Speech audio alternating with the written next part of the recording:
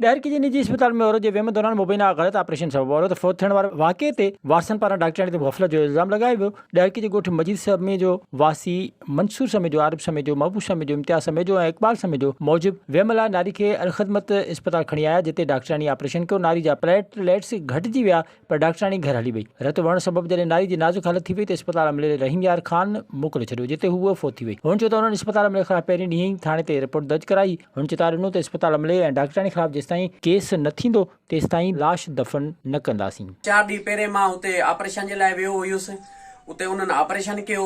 उनखां बाद डॉक्टराणी हली वई। डॉक्टराणी वञण खां बाद में मुंहिंजी घरवारी हुई, उनजो ज़्यादा ब्लड वग़ैरह जो आहे न उहो जिस्म मां हलियो वियो।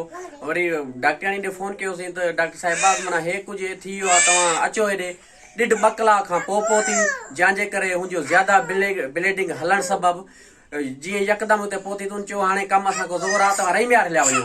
असां जीअं रहीम यार पहुता आहियूं, उते मुंहिंजी घरवारी फोत थी वई आहे। मां इहो ई चवणु चाहींदुमि त ही अलख़िदमत जेका ही सदार आहे, जेको मथे वेठा आहिनि, उनखे इहो ई चवणु चाहींदुमि जेका डॉक्टर साहिबा आहिनि, जेका हेठो स्टाफ वग़ैरह आहे, जेको ई माना जोतूं कमु थियल आहे, बराए महिरबानी इनखे ख़तमु कयो वञे। सीनियर डॉक्टर रखिया वञनि, सीनियर अमलो रखियो वञे। जेको मूं सां ही गज़ब थियो आहे, अहिड़े कंहिं ॿिए ग़रीब सां गज़ब न थिए, हुते का तवजह न आहे। विज़िट कयो अवामी आवाज़ मीडिया ग्रुप जी वेबसाइट awamiawaz.pk।